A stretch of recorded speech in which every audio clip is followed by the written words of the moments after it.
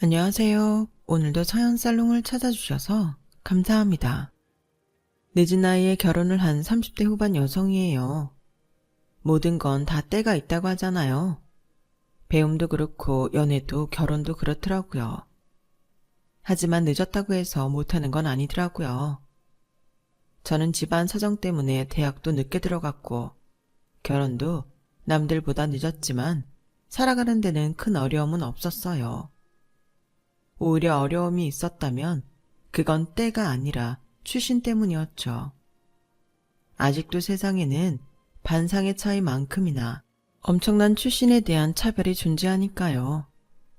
저희 엄마는 제가 10살이 되던 해에 돌아가셨어요. 딱히 지병이 있으셨던 건 아니었어요. 회사에서 근무 중에 두통이 너무 심해서 근처 병원에 갔다가 몇 시간 뒤 세상을 떠나셨어요. 사인은 뇌출혈이라고 하더군요. 아침에 출근했던 엄마를 저녁 때 싸늘한 주검으로 마주하게 되자 도저히 엄마가 돌아가셨다는 게 믿기지 않았어요. 그건 아빠도 마찬가지였죠. 대단히 부유하지는 않았어도 세 식구 살기에 부족함이 없이 단란했던 우리 집은 하루아침에 결손가정이 되었고 아빠도 저도 엄마를 쉽게 떠나보내지 못했어요. 특히 아빠가요. 아빠는 엄마의 장례식이 끝나고도 회사에 나가지 않았어요. 식사도 제대로 하지 않으시고 낮에는 멍하게 허공만 바라보다가 밤이 되면 엄마 옷을 끌어안고 소리 죽여 울곤 하셨죠. 저희 부모님은 국민학교 동창으로 대학에서 우연히 제외한 이후 사귀기 시작해 결혼까지 하셨는데 그래서 그런가 늘 친구처럼 장난도 잘 치고 사소한 걸로 말다툼도 하시곤 했어요. 그럼에도 금방 화해를 하고 다시 다정한 친구 사이로 돌아가곤 했죠. 그런 부모님을 보면서 저도 나중에 결혼을 하게 되면 친구 같은 사람을 만나야겠다 다짐하곤 했었죠. 엄마한테 아빠는 첫 남자였고 아빠한테도 엄마가 첫 여자였어요. 거의 모든 처음을 함께 했던 사이라서 그런가 아빠는 엄마를 떠나보내는 게 쉽지 않았던 모양이에요. 아이고 이놈아, 네가 그러고 있으면 네 딸 예솔이는 어쩌냐. 한창 부모 손 필요한 나이인데 아빠란 놈이 허구한 날 정신 놓고 있으면 어쩌냔 말이다. 이제 네 처는 그만 잊고 털어내라. 화란이도 너 이러는 거 보면 저승도 못 가고 구천을 떠돌 거 아니야. 엄마가 돌아가신 이후로 자주 저희 집에 들러 먹을 거를 챙겨주시던 할머니는 매번 아빠를 혼내셨지만 아빠는 조금도 달라지지 않았어요. 그렇게 2년쯤 지난 어느 날이었어요. 제가 초경이 시작된 것도 모르고 방과 후에 친구들이랑 운동장에서 놀다가 엉덩이에 생리혈을 묻히고 돌아오게 된 거예요. 그날도 아빠는 거실 소파에 앉아 계셨는데 생리혈이 묻은 제 엉덩이를 보시곤 그러시더라고요. 예솔아, 너 엉덩이에 뭘 묻히고 다니는 거야? 왜? 뭐 묻었어? 저는 얼른 방에 들어가 바지를 벗었는데 세상에 바지뿐만 아니라 속옷에도 피가 묻어있지 뭐예요. 보건 시간에 생리대에 대해 배우기는 했지만 막상 닥치고 보니 어리둥절했어요. 어떻게 수습해야 하나 당황스러웠어요. 게다가 집에는 생리대도 없어서 난감했죠. 그래서 방문 받게 되고 아빠한테 말했어요. 아빠, 할머니한테 전화해서 좀 와달라고 해, 얼른. 왜, 무슨 일인데? 그냥 아빠한테 말해. 안 돼, 할머니한테 얘기해야 되는 거란 말이야. 할머니 친구분들이랑 여행 가셔서 내일 모레 나오셔. 그럼 나 어떡해? 저는 그 자리에 주저앉아 엉엉 울었어요. 당장 피 묻은 속옷도 빨아야 되고 생리대도 필요한데 할머니가 못 오신다니 하늘이 무너지는 것 같았거든요. 제 울음소리에 놀란 아빠는 꼭 걸어 잠근 방문고리를 돌리며 문 좀 열어보라고 하셨어요. 안 돼. 아빠는 몰라도 돼. 방문 열지 마. 열면 화낼 거야. 문고리를 손에 쥐고 고래고래 소리를 지르자 아빠도 더는 문을 열라고 재촉하지 않았어요. 그런데 잠시 뒤 현관문 여닫는 소리가 들리지 뭐예요. 엄마가 돌아가신 이후로 집 밖에 안 나가던 아빠였기에 혹시 할머니가 오신 게 아닌가 싶어 방문을 열었죠. 그런데 집 안에 아무도 없더라고요. 아빠가 밖에 나가신 거예요. 그리고 몇 분 뒤 아빠가 제 방문을 두드리셨어요. 예솔아, 아빠가 문 앞에 생리대 사놨어. 아빠는 안방에 들어가 있을 테니까 가지고 화장실 가. 저기, 쓰는 법은 알고 있니? 모르면 할머니한테 전화해. 아빠가 전화기 문 앞에 두고 갈게. 그럴 필요 없어. 학교에서 배웠어. 안방 문소리를 듣고 나서야 저는 방문을 열었어요. 방문 앞에 놓인 검은 봉지에는 생리대가 여러 개 들어있었어요. 다양한 사이즈와 날개형, 비날개형 등이요. 여성 생리용품에 대해 잘 모르는 아빠는 급한 마음에 여러 개를 사들고 온 모양이었어요. 엄마가 살아계셨다면 아빠가 제 생리대를 사러 슈퍼에 가는 일은 없었을 텐데 그런 생각을 하니 서글프더라고요. 그런데 그날 이후 저희 집에는 엄청난 변화가 생겼지 뭐예요. 아빠가 다시 일자리를 알아보기 시작한 거예요. 그리고 얼마 뒤 예전에 아빠 모습 그대로 정장 차림으로 아침에 출근을 하기 시작했어요. 할머니가 그러시는데 아빠가 변한 건 저 때문이었대요. 아내 일은 슬픔에 빠져있는 동안 자식이 자라는 걸 잊고 있었는데 어느덧 자라서 생리대를 시작한 딸을 보니 덜컥 겁이 났다나요. 앞으로 중고등학교도 가고 대학도 가야 하고 취직도 하고 결혼도 해야 하는데 언제까지고 슬픔에 빠져 살 수 없다고 생각하신 거죠. 어쨌든 산 사람은 살게 돼 있다는 말이 맞는 것 같네요. 제가 고등학교에 들어가고부터는 어느 정도 살림에 익숙해져서 더는 할머니가 찾아오지 않으셔도 됐어요. 대신 가끔 찾아오셔선 아빠의 재혼을 닥달하셨죠. 어머니, 저 재혼 안 해요. 예솔이랑 둘이 사는 게 편하다고요. 이놈아, 예솔이가 평생 너랑 산다니? 쟤도 곧 있으면 지짝 만나 결혼할 거 아니야. 네가 혼자 이러고 있으면 예솔이가 맘 편히 결혼이나 하겠니? 너 위해 하는 소리 아니다. 다 네 자식 위해 하는 말이니까 무조건 싫다는 소리만 말고 일단 한번 만나봐. 할머니에 이어 고모들까지 줄기차게 손자리를 들이밀었지만 아빠는 꿈쩍도 하지 않았어요. 사실 말은 안 했지만 저도 아빠가 재혼하지 않길 바랬던 것 같아요.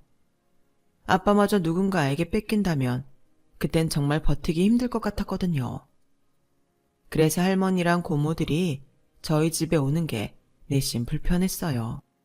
아빠, 솔직히 말해봐. 정말 재혼할 생각 없어? 할머니 말대로 나 결혼하면 아빠 혼자 살아야 되잖아. 그때 가서 후회하지 않겠냐고. 아빠한테 여자는 네 엄마 한 사람이면 돼. 그러니까 예솔인 아빠 걱정 말고 좋은 사람 생기면 결혼해. 왜? 아빠가 혼자서는 못 살까봐 걱정돼? 연습하면 되지. 어차피 너 서울로 대학 가면 아빠 혼자 살아야 될 거 아니야.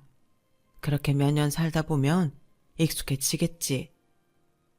미처 생각지 못했던 아빠 말에 정신이 번쩍 드는 것 같았어요. 저는 왜 그동안 내가 서울에 있는 대학에 가면 아빠랑 떨어져 살게 된다는 걸 생각 못했을까요? 그저 막연히 내가 서울로 가면 아빠도 서울로 직장을 옮기면 그만이라고 안일하게 받아들였던 것 같아요. 아빠 나이에 이직이 그리 쉽지 않다는 걸 염두하지 못했던 거였죠. 그런데 그런 걱정을 비웃기라도 하듯 생각지도 못한 일이 벌어진 거예요. 직장 건강검진을 받은 아빠한테 이상 소견이 발견된 거죠. 당뇨에 지방간, 콜레스테롤 수치도 높게 나왔더라고요. 한마디로 몸 상태가 엉망이었어요. 제가 입시 준비로 바빠서 식사를 제대로 못 챙겨드리다 보니 밥 대신 치킨이며 피자, 야식을 자주 시켜 먹인 게 원인이 아닐까 싶더라고요. 살림은 제가 알아서 하겠다고 할머니한테 큰 소리를 쳤던 게 후회가 됐어요. 진단 결과를 들은 할머니는 기다렸다는 듯이 찾아와 또다시 재혼 닥달을 하셨어요. 거 봐라. 내 이럴 줄 알았다. 집에 여자가 있었어 봐. 네 몸이 이 꼴이 낫겠나. 챙겨주는 사람이 없으니 50도 안 된 놈이 몸이 그 모양이 됐지. 딸년이 있으면 뭐해. 지 애비 밥도 제대로 안 챙겨주는 걸. 이러니 내가 재혼 타령을 하는 거야. 지금이라도 선자리 마련할 테니까 그런 줄 알아. 어머니, 제발 그만 좀 하세요. 내 몸 편하자고 재혼을 하는 게 말이 됩니까? 혈당 조절하면서 약 착실히 먹고 운동하면 돼요. 내 몸 아픈 거랑 재혼이랑 무슨 상관이라고 그러시냐고요. 전 재혼 생각 없으니까 어머니도 허퉁기대 마세요. 엄마도 하루아침에 떠나보낸 마당에 아빠까지 몸에 안 좋다고 하니까 겁이 나기 시작했어요. 아빠마저 없으면 저는 고아가 되는 거니까요. 그저 열심히 공부해서 성적 잘 받고 좋은 대학에 들어가면 그게 효도다 생각했는데 그게 아니더라고요. 당시에는 아빠 곁을 지키는 게 최선일 거라 생각했는데 가장 중요한 아빠의 건강을 놓치고 있었던 거예요. 대입 수시 일정이 발표되고 본격적으로 입시 준비에 돌입하게 된 시점이라 고민이 되더라고요. 제 욕심을 위해 서울에 있는 대학에 진학하느냐, 아니면 아빠 직장과 본가가 있는 이 지역 대학에 가느냐, 갈등이 됐어요. 그러다 대학 진학에 한다고 해도 나 혼자의 힘으로는 온전히 아빠를 챙겨드릴 여력이 안 될 것 같고, 나만 서울에 올라가 지내기에는 아빠 걱정 때문에 마음이 편치 않을 것 같더라고요. 그래서 인서울대학은 포기하고 제가 사는 지역에 위치한 국립대에 가기로 마음을 먹었어요. 물론 담임선생님은 이런 저를 이해하지 못하셨죠. 예솔아, 너 모의고사 점수 정도면 서울대는 몰라도 K대나 Y대는 가능해. 그런데도 굳이 지방대를 가겠다니 담임으로서 이해가 안 간다. 혹시 등록금이랑 생활비 때문에 그러니? 솔직히 돈이 문제는 아니었어요. 아빠 월급만으로도 생활은 충분했고 저희 친가가 꽤 사는 편이라서 제 학비를 마련하는 건 그리 어려운 일이 아니었으니까요. 하지만 금전적인 이유가 아니라면 담임선생님이 납득하지 못할 것 같아서 거짓말을 했어요. 집안 사정이 안 좋아서요. 전액 장학금을 받을 수 있는 학교를 고르려니 점수를 많이 낮춰가야 할 것 같아요. 그래? 형편이 많이 힘들다면 어쩔 수 없지. 어딜 가느냐도 중요하지만 어쨌든 대학에 들어가서 끝까지 학업을 마치는 게 더 중요하니까. 다행히 내 성적이면 전체 수석은 몰라도 과 수석 정도는 문제 없을 거야. 그렇게 저는 저희 집에서 통학이 가능한 지방대에 합격을 했어요. 당연히 서울에 있는 대학에 진학하게 될 줄 알았던 아빠는 당황스러워 하셨지만요. 아빠, 실은 나 혼자 서울 올라가서 사는 게 겁나서 그랬어. 거긴 친구들도 없고 아는 사람이 하나도 없잖아. 아니, 그래도 이 녀석아, 네 미래가 달린 일이야. 물론 니네 학교가 안 좋다는 건 아니지만 성적도 되는 애가 굳이 지방에서 학교 다닐 필요는 없다는 거지. 너 혹시 아빠가 걱정돼서 그런 거야? 아니야, 아빠가 애야. 내가 왜 아빠를 걱정해? 내가 겁나서 그랬다고. 제가 버럭 성질을 내자 아빠도 더는 추궁하지 않았어요. 그렇게 대학 진학일은 무사히 넘어간 줄 알았는데 졸업식 날 담임의 한마디에 모든 게 수포로 돌아갔지 뭐예요. 예술이 아버님 많이 안타까우시죠. 예술인 집안 형편만 아니면 명문대도 노려볼 만한 애였는데 선생님들도 다들 아쉬워해요. 아니, 그게 무슨 말씀이세요? 집안 형편 때문이라뇨. 결국 담임을 통해 제 거짓말을 듣게 된 아빠는 점심을 먹는 내내 아무 말씀도 하지 않으셨어요. 저도 지은 죄가 있으니 찍소리도 못하고 밥만 먹었죠. 차를 타고 집까지 가는 내내 아빠와 저는 입을 꾹 다문 채 아무 말도 하지 않았어요. 집에 도착해 현관에 들어서자 그제야 아빠가 그러시더라고요. 대신 직장은 네 실력에 걸맞는 곳에 들어가야 한다. 서울에 있는 회사라고 해도 말이야. 그땐 아빠도 같이 서울로 올라가면 되니까. 그리고 기왕 이렇게 된 거 대학 일은 잊어라. 지방대 들어간다고 네 실력이 낮아지는 것도 아니고. 그러니 열심히 공부해서 직장만큼은 네가 원하는 곳 찾아가. 알았어? 아빠는 애써 웃음을 지어 보이시며 시무룩한 저를 달래주셨어요. 그때는 몰랐죠. 제가 지방대에 들어간 게 제 인생에 있어 얼마나 큰 파장을 일으키게 될지를요. 4년 내내 아빠 곁을 떠나지 않고 함께 살았던 저는 남들 못지않게 스펙을 쌓았고 서울에 있는 대기업에 입사를 하게 되었어요.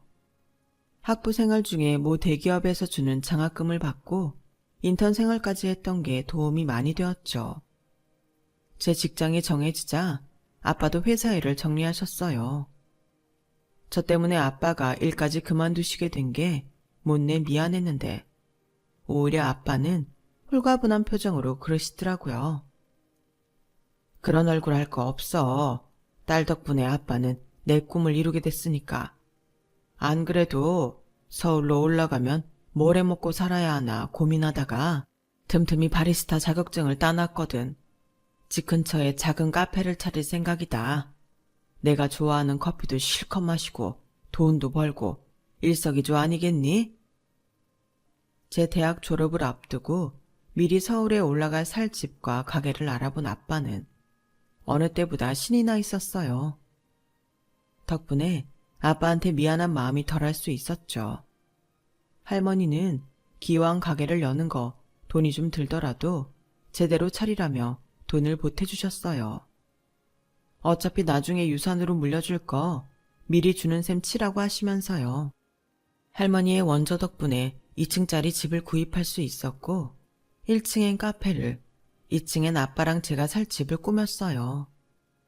아침에 출근 준비를 하다 보면 1층에서 고소한 커피향이 풍겨왔어요.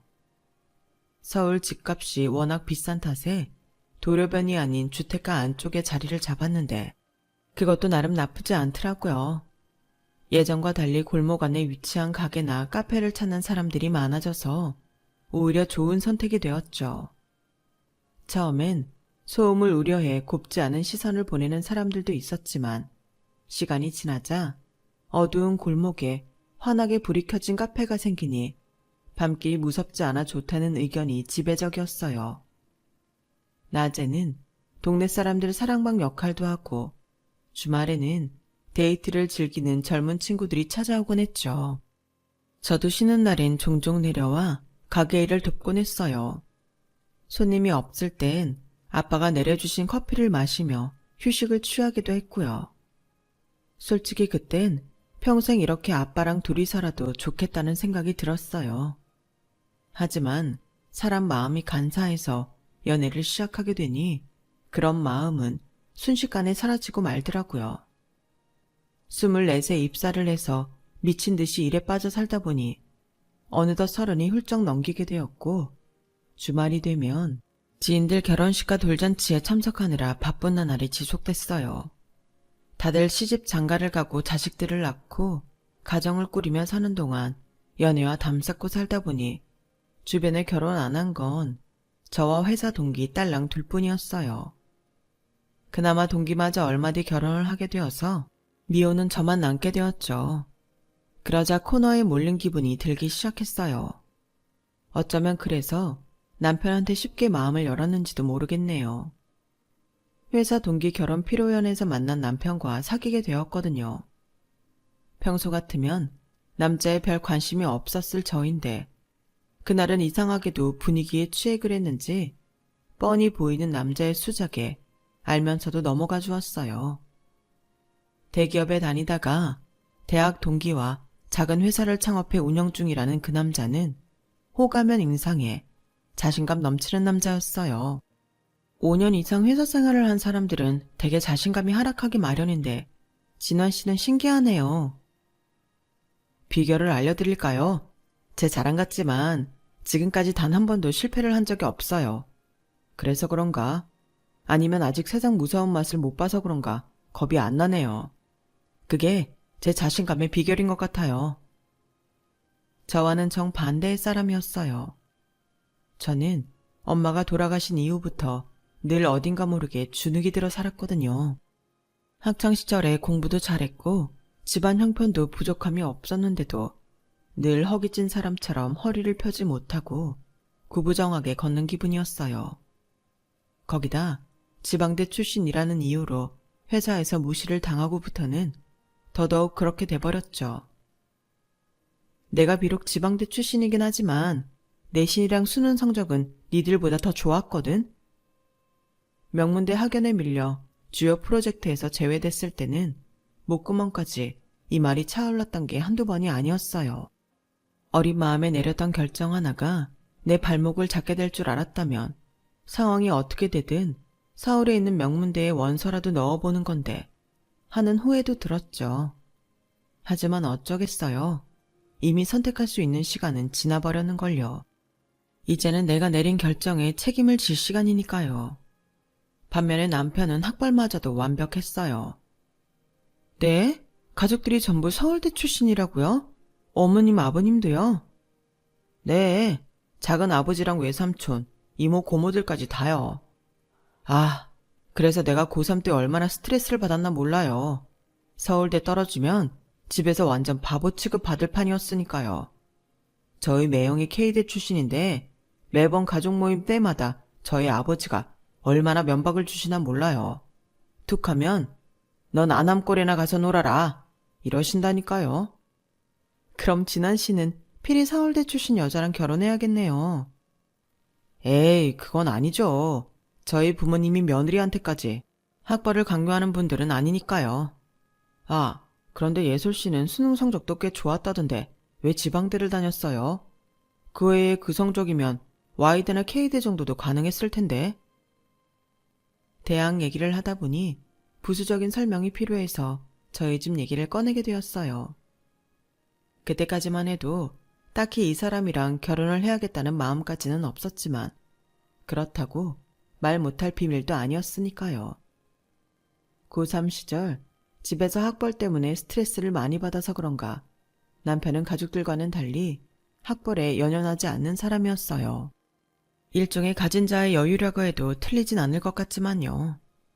오히려 지방대 출신임에도 회사에서 능력을 인정받고 남들보다 빠른 승진을 거듭한 저는 인정해주는 사람이었죠. 그래서 결혼 얘기가 나왔을 때도 딱히 반감은 안 생겼던 것 같아요. 적어도 남편한테는요. 2년 가까이 연애를 하고 처음 시댁에 인사를 드리러 갔던 날, 남편을 통해 누누이 들어왔던 시댁 식구들의 학벌 때문에 살짝 주눅이 들어 있었어요. 하지만 막상 가보니 편견 없이 저를 맞아주더라고요. 그때는 몰랐죠. 이게 다 사회적 가면이라는 사실을요. 혹시나 학벌 때문에 반대를 하시진 않을까 걱정했는데 생각보다 무난히 넘어갔어요. 간단한 가족 관계랑 사는 곳 정도 물으시곤 식은 언제 올리면 좋을지 의향을 묻는 정도였죠. 인사를 마치고 아빠 카페로 갔더니 저를 보자마자 긴장된 표정으로 어땠냐고 물으시더라고요. 어떻긴 뭘 어때? 그냥 평범하시던걸? 괜히 걱정했어. 두 분 모두 인상도 좋으시고 시누이도 사람이 괜찮은 것 같아. 대학 강사라고 해서 좀 권위적이지 않을까 했는데 싹싹 하더라고. 아유, 다행이다. 내가 처가에 처음 가던 날보다 긴장이 되더라고. 하루 종일 일이 손에 안 잡혀서 실수도 몇 번이나 했는지 몰라. 딸이 하나였길래 망정이지 둘이었으면 아빠 심장 터져 죽었을 거다. 에이, 5번은? 내가 뭐 못 갈 때 같나. 그리고 아빠 딸 그렇게 못나지 않았어요. 나 놓쳐봐. 그쪽이 후회하지. 안 그래? 그래, 맞다. 이때까지만 해도 앞으로 어떤 일이 벌어질지 몰랐던 저는 결혼에 대한 청사진만 펼치고 있었어요. 그러다 냉혹한 현실을 만났을 때는 이미 발을 뺄 수도 없는 상황이었죠. 바로 결혼식 당일이 되어서야 시댁 식구들의 본 모습을 보게 되었으니까요. 신부 대기실에 앉아 있는데 시댁 식구들이 새 신부 얼굴 보러 왔더라고요. 시부모님만 뵙고 이모님 가족들과 고모님 가족들을 본 적이 없어서 처음 인사드리는 자리였죠. 그런데 제 앞에서 웃는 모습을 하던 분들이 신부 대기실을 나갈 때 하나같이 그러시는 거예요. 엄마, 진원 오빠 부인 지잡대라며? 대박. 그 학벌로 어떻게 버티려고 진원 오빠랑 결혼을 한대? 인서울도 아니고 지잡대라니 어이가 없네. 그러니까 너도 정신 바짝 차리고 공부해. 진원이 처처럼 안 되려면. 세상에, 얼마나 공부를 못했으면 일반 대학도 아니고 지방대를 나와. 우리 집안의 수치다, 수치. 언니는 어쩌자고 이런 결혼을 허락한 건지. 저는 그날 시댁에 인사드리러 갔을 때도 들어보지 못한 그놈의 학벌 타령을 식이 끝나고 웨딩카에 오를 때까지 주구장창 들어야 했어요. 친인척들이 저를 보며 묘한 미소를 지을 때마다 마치 속으로 제 흉을 보는 것 같아서 괜히 얼굴이 화끈거렸죠. 남편은 신경 쓰지 말라고 했지만 신경이 쓰이는 걸 어쩌겠어요. 마치 대학 하나로 지금까지 살아온 제 인생을 송두리째 부정당하는 기분이었는걸요. 그런데 이건 서막에 불과했어요. 신혼여행에서 돌아와 본격적으로 신혼생활을 시작하자 시댁 식구들과 마주치는 적마다 제 학벌 얘기가 끊이지 않고 나왔거든요. 어머님, 다음 달에 조부님 제사가 있다고 하셨죠? 정확히 날짜가 어떻게 되나요? 회사에 월차를 내야 할 것 같아서요. 그럴 거 없다. 넌 그날 안 와도 돼. 진아님만 퇴근길에 들리라고 할 테니까. 네? 그래도 시집 오고 첫 제사인데 어떻게 빠져요? 어머님 혼자 음식 준비하시기 힘들 텐데요. 글쎄 올 필요 없다니까. 얘는 지방대 출신 아니랄까봐 머리가 안 좋아서 그런가? 왜 같은 말을 두 번씩 하게 만들어? 사람 피곤하게. 사실 제3의 명절은 귀여운 여성들의 스트레스 주범이잖아요. 그런 날 오지 말라고 하시니까 기뻐해야 하지만 그래도 이건 아니다 싶었어요. 딱히 저를 걱정해서 오지 말라고 하시는 건 아니었으니까요. 그래서 남편한테 제사 문제를 얘기했더니 그러는 거예요. 아, 엄마 또 그러신다. 실은 우리 매형도 결혼하고 3년 동안 우리 집 행사 때 못 오게 했었어. 집안 식구들한테 보이기 창피하다고. 그 일로 누나가 울고불고 난리쳐서 그 뒤로는 안 그러셨는데 이번엔 자기한테 그러실 모양이네. 어떻게 할까? 나도 한바탕 난리 쳐줘. 아니면 이참에 그냥 명절이랑 제사에서 해방될래? 자기가 원하는 대로 해줄게. 뭐? 자기 지금 그걸 말이라고 해? 왜? 다른 집 여자들은 명절이랑 제사 때문에 엄청 스트레스 받는다던데 당신도 그럴 거 아니야. 엄마 입으로 오지 말라고 했는데 설마 뭐라고 하겠어? 아, 기왕이면 나도 오지 말라고 했으면 좋았을걸. 그럼 매년 명절 때마다 자기랑 해외여행 가면 좋잖아. 안 그래? 아, 이건 정말 단세포 생물도 아니고 어쩜 이렇게 생각이 단순한 건지. 제가 자기 부모한테 무시당하는 건 생각도 않고 속 편한 남편을 보니 앞으로 펼쳐질 결혼 생활이 순탄치 않을 거라는 예감이 들었어요. 아무리 시댁 식구들이 힘들게 해도 남편 하나만 믿을 수 있어도 살아볼만 할 텐데 이건 기대도 할 수 없는 수준이었어요. 이럴 땐 어떻게 처신을 해야 하는지 몰라서 결혼 11년차 선배한테 물어봤더니 야, 그건 정답이 없어. 안 가면 안 간다고 욕먹고 가면 오지 말라는데 기어이 왔다고 죽어라 이라고 욕먹는 거거든. 그래도 굳이 고르라면 나는 안 가겠어. 가봐야 기분만 상할걸? 차라리 욕만 먹고 끝내는 게 나아.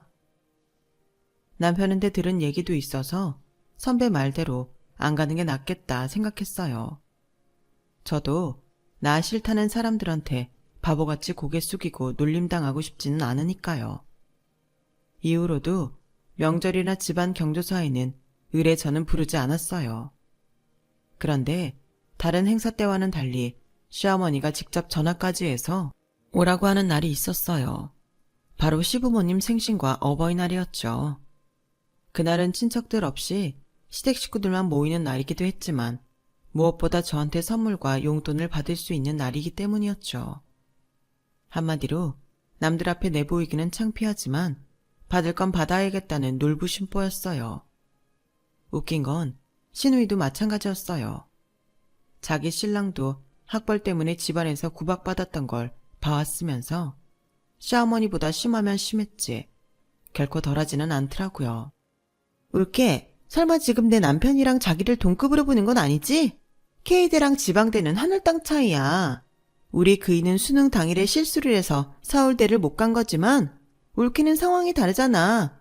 그러니까 괜히 동명상련이니 어쩌니 그딴 소리는 하지도 말라고. 정말 할 말은 많았지만 꾹 참고 안 했습니다. 한다고 믿을 사람도 아니고 바뀌는 것도 없이 사람 꼴만 우스워질 테니까요. 그런데 신우이가 울고 싶은 사람 뺨까지 치지 뭐예요. 글쎄 제 앞에서 보란 듯이 자기 딸한테 이러는 거예요. 너 공부 열심히 안 하면 나중에 숙모처럼 지방대 나가는 거야. 그게 얼마나 창피한 일이니? 좋은 대학 나온 사람들 앞에서 고개도 못 들고 그 사람들 뒤치다거리나 하며 살고 싶냐고. 그러기 싫으면 정신 바짝 차리고 공부해. 이딴 개소리나 하면서 어린이날이라고 애 선물 뭐 사줄 거냐는 소리는 어쩜 그리 당연하게 하는지. 가만히 있으면 저를 아주 가만히로 볼 것 같아서 참다 못해 한마디 했어요.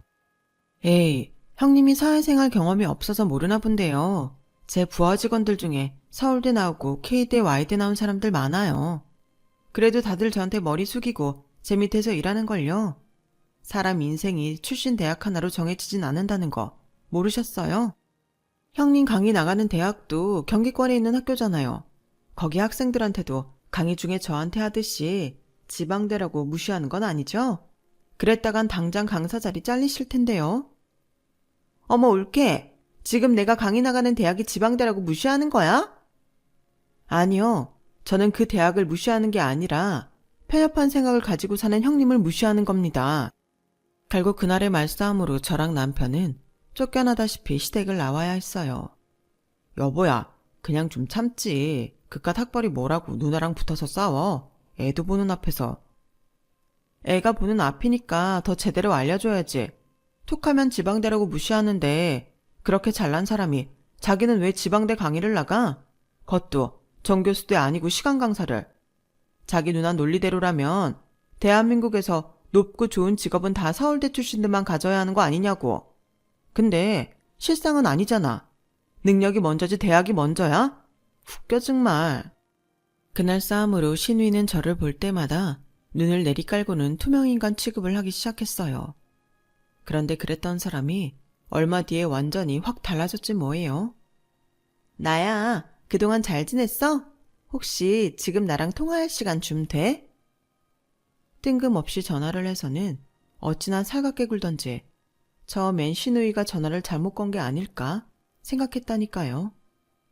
다름이 아니라 이번에 올케네 회사에서 새로 광고업체 선정을 한다며? 그거 올케가 담당자라고 하던데 맞지? 그렇긴 한데 형님이 어떻게 하셨어요? 에이, 그게 뭐가 중요해. 실은 우리 그이가 얼마 전에 광고회사로 옮겼거든.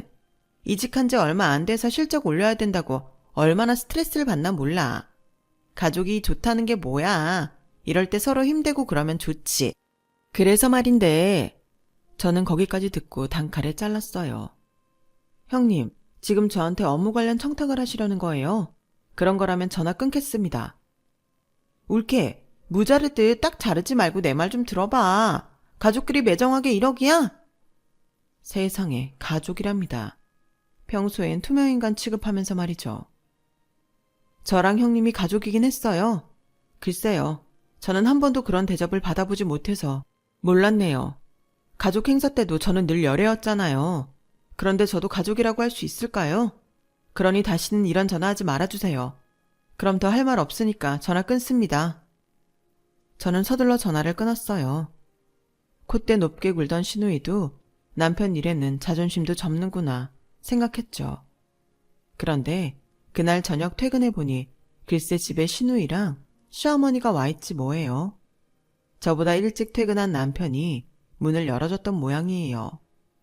생전 한번 찾아오지 않던 모녀가 거실 소파에 떡하니 앉아있는데 보는 순간 숨이 턱 막히더라고요. 두 분 여긴 어쩐 일이세요? 오늘 무슨 날인가요? 혹시 저 모르는 집안 행사라도 있었던 거예요? 옳기도 참. 우리 사이에 꼭 일이 있어야 찾아오나. 지나가다 겸사겸사 들렀어. 몰랐는데 우리 집이 근처더라고. 버스로 2정류장밖에 안 돼. 그걸 왜 이제 알았나 몰라. 한강다리 건너서 2정류장 차이면 근처라고 할 수는 없죠. 혹시 아까 낮에 일로 오신 거라면 저는 더 할 말 없습니다. 돌아가 주세요. 말이 나오기도 전에 단칼에 자르자 신우이는 인상을 팍 쓰다가 이내 가식적인 미소를 지었어요. 오늘 보니 올케 성격이 참 대쪽 같네. 그래, 그 점 높이 살게. 그래도 팔은 안으로 굽는다는 말도 있잖아. 윗사람이 이렇게 고개 숙이고 들어오면 모른 척 받아주는 맛도 있어야지. 안 그래? 그런 게 다 사람 사는 이치고 요령이야. 그래 아가, 네 시누이 말이 맞다. 사람이 높은 자리에 있을 때 가족들 사정도 봐주고 그러는 거 아니겠니? 그래야 네가 도움 필요할 때 우리가 도와주고 그러지. 세상 사는 게 다 그런 거다. 도와요? 퍽이나 자기들이 저를 돕겠네요. 멀쩡한 사람 바보 취급하고 무시하더니 제 도움 필요하니까 이제야 사람 취급하는 거 뻔히 아는데 말이에요. 남편은 뭐가 좋은지 식탁에 기대서는 흥미진진하게 이쪽 사정을 살폈어요. 그런 방관적인 태도에 더 화가 나서 제 목소리가 한껏 올라가게 되었죠. 두 분 정말 이상하시네요. 언제 저를 가족 취급했다고 집에까지 찾아와서 이러시는지 모르겠어요. 지방대 출신이라고 무식하다 멍청하다는 소리만 들었지. 오늘처럼 치켜 세워주시는 건 처음이라서 온몸에 두드러기가 날 지경이네요. 그러니까 그냥 하던 대로 하세요. 이제 와서 대도 않는 가족 들먹이며 사람 이용할 생각 마시고요. 그런다고 제 학벌이 어머님 구미에 맞는 대학으로 바뀌는 건 아니잖아요? 그리고 형님, 지방대 출신인 제가 동기들보다 승진이 빨랐던 이유가 뭔 줄 아세요?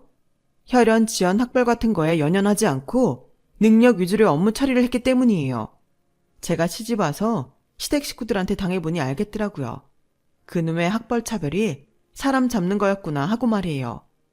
그러니 저 같은 사람한테는 이런 청탁이 씨도 안 먹힐 거라는 거예요. 괜한 일에 힘 빼지 마시고 돌아가세요. 우리 그냥 살던 대로 살아요. 가족이니 뭐니 당신들 편할 때만 써먹는 친분 집어치우시라고요. 아셨어요? 한 번만 더 업무 관련 일로 저 찾아오시면 그땐 그 회사는 이번 업체 선정에서 제외시킬 겁니다. 날 가족으로 보지도 않는 사람들 때문에 내 손에 똥 묻히기는 싫거든요. 제 뜻 들으셨으면 돌아가세요. 청탁 얘기는 씨도 안 먹힐 것 같자 그제야 신우이가 인상을 팍 쓰며 본색을 드러내더라고요. 그래, 나도 더럽고 치사해서 더는 부탁 안 해. 올케, 근데 이거 하나는 똑똑히 알아둬. 내가 고개 숙이니까 올케가 대단해서 그러는 줄 아는 모양인데 천만에. 회사 등이 없고 꼴값 떠는 모양인데 어지간히 해. 언제 쫓겨날지 모르는 하루살이 주제. 회사에서 쫓겨나면 그 학벌에 재취직이 될는지. 그때 가서 초라하게 살지 말고 주제 파악 좀 하라고. 알았어? 오늘 하루 저한테 고개 숙인 게 억울했던지 신우이는 터질 듯이 벌건 얼굴로 악담을 퍼부어댔어요. 그러자 지금까지 방관하고 있던 남편이 기다렸다는 듯 한마디 하더군요. 누나, 그만해. 지금 누나가 얼마나 추한 줄 알아? 얻고 싶은 게 있으면 고개도 제대로 숙였어야지. 맡겨놓은 거 찾아가는 것도 아니고 이런 어정쩡한 자세로 뭘 얻겠다고 그래. 내가 잘난 회사 나와서 창업한다고 그렇게 난리쳐보니 알겠더라. 내 와이프가 얼마나 대단한 사람인지. 우리 집 식구들 같은 속물들 사이에서 멘탈 흔들리지 않고 버티는 게 쉬운 일인 줄 알아? 그런데도 이 사람은 해냈잖아. 회사에서도 집에서도 다들 자기들 편할 때만 그놈의 학벌 타령하면서 사람 피를 말리는데도 내 와이프는 끄덕않고 자기 자리 지키고 있다고. 그런 게 능력이야. 엄마나 누나는 이 사람한테 상대가 안 돼. 그러니까 일찌감치 포기하고 가세요. 평소 믿음이라곤 100원어치도 안 되는 남편이었지만 그날 남편이 했던 말 덕분에 우리의 부부애는 꽤 상승했어요. 그동안 남편이 시댁과의 문제에서 손을 놓고 있었던 건 방관이 아니라 저에 대한 믿음이 있었다는 걸 알 수 있었으니까요. 사연에 적은 내용 외에도 크고 작은 사건들이 많았지만 지금은 그저 한때 벌어진 일 정도로 치부하며 살고 있어요. 따지고 보면 이것도 일종의 승자의 여유라고 할 수 있겠네요. 얼마 전 제사를 앞두고 시어머니께서 전화를 하셨더라고요. 앞으로는 제사랑 명절에 집에 오라고 말이에요. 작은아버지 댁 둘째 아들이 저희 회사에 입사를 했는데 저랑 같은 부서에 배속되었거든요. 그러니 친인척들 앞에서 면이 서겠다 싶으셨나 봐요. 참 한결같은 분이시죠. 그래서 저도 한결같은 마음으로 딱 잘라 거절했어요. 그동안 내가 열심히 쌓아온 커리어를 날 무시하는 시댁 식구들 어깨뽕으로 사용하기 싫거든요. 인생은 뿌린 대로 걷어들여야 하는 거니까요. 지금까지 제 사연을 들어주셔서 감사합니다. 건강하세요. 여러분, 사연 댓글에 응원과 현명한 조언 부탁드려요. 좋아요와 구독은 저에게 큰 힘이 됩니다. 오늘도 좋은 일 가득하세요.